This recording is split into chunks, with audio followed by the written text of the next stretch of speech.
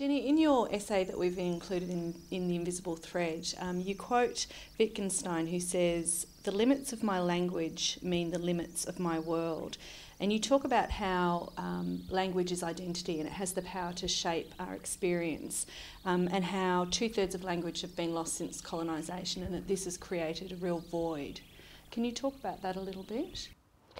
The void is about losing language and all the conceptual levels that go with language. Aboriginal languages are very complex, so at any one time you have kind of 3 layers. And so there's a spiritual layer and a secular layer and a symbolic layer. So any term in an Aboriginal language will simultaneously have 3 layers of associations around it. And that kind of richness, when an Aboriginal language is lost, a great deal of that is lost. So it actually speeds up how quickly ceremony and the meaning of ceremony is lost, and also in traditional law as well. And you talk about growing up in a voided space, and you put it really beautifully in your essay, describing yourself as an echo, a resonance of something unnamed in silence. What's it like to grow up in that kind of voided space? It's a very peculiar space to grow up in. So, for example, I was the only kid of Aboriginal heritage at the school that I went to when I grew up in Adelaide.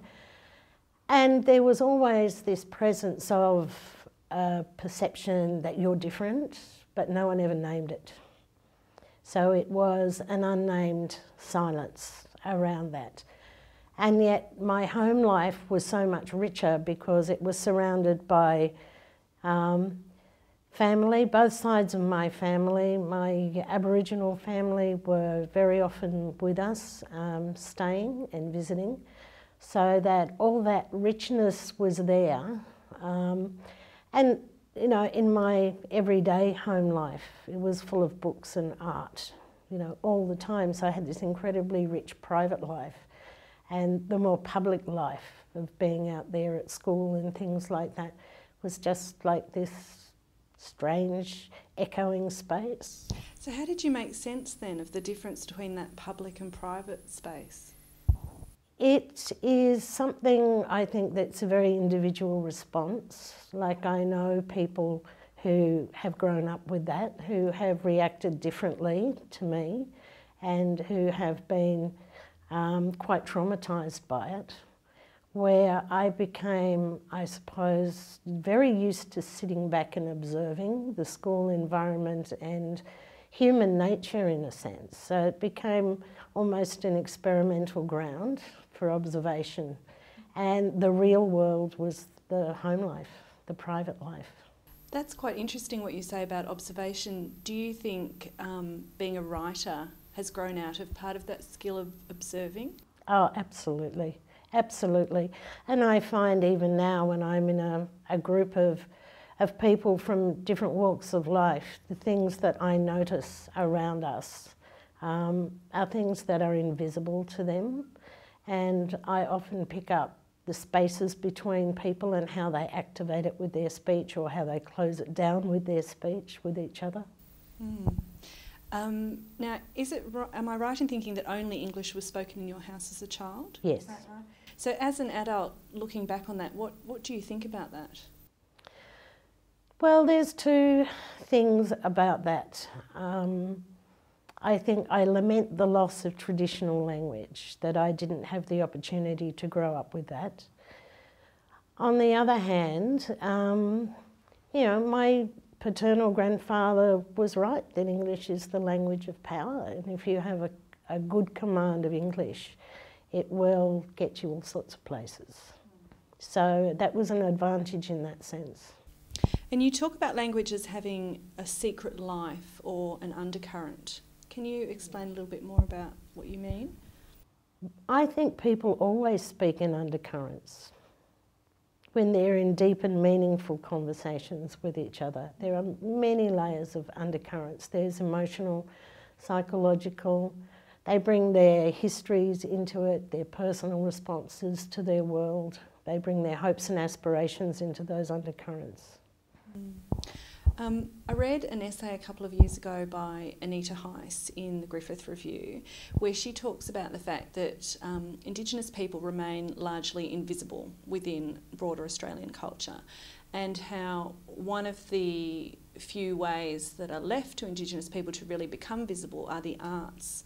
Would you agree with that? Yes, I would.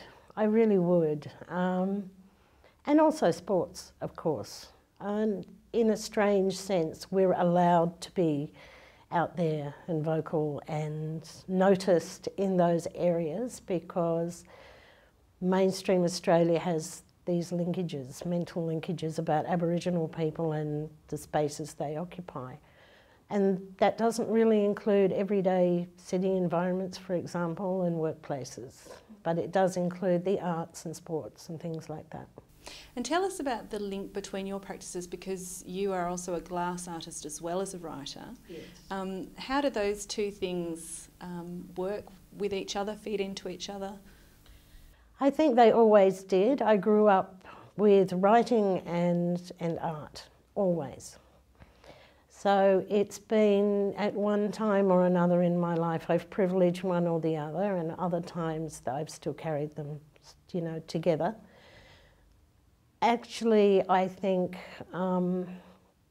because language is so important for making sense of your environment and the way you see and respond to your environment and also your heritage. And for me, traditional objects like the woven fish traps and eel traps and dilly bags and things, somehow there's a crossover between the descriptiveness of language and what you see visually and what is possible.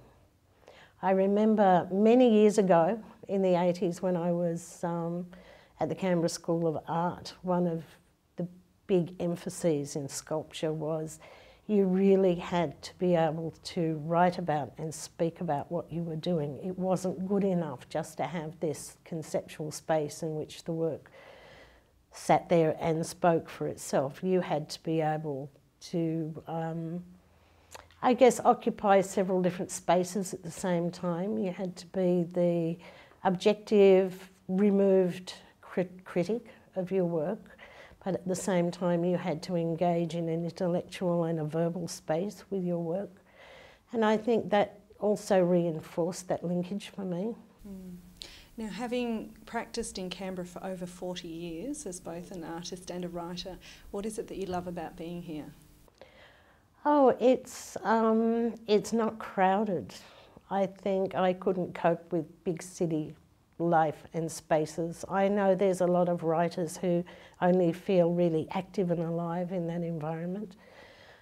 I'm a much quieter person. I need a quieter space. Plus, it's also really important for me to be able to not be built up in an urban environment. I need that bush, and you can, you know, drive 5 minutes in Canberra and be in the bush, which is so important.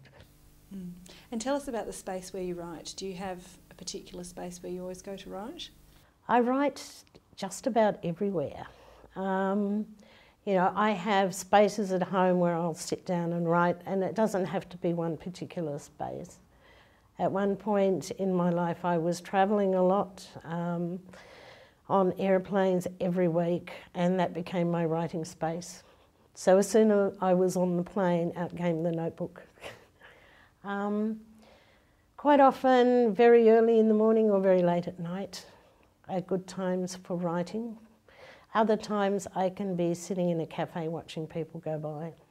I love writing in cafes. Yes, absolutely. Yeah. So it's good to be flexible. It means you can write anywhere and everywhere. I think so. It is really important to be able to write everywhere. And I think that comes with writing being an extension of your own mental language, and it becomes, in a sense, it just flows through your body from your mind into your hand and onto the page. And so it doesn't matter what space you're in.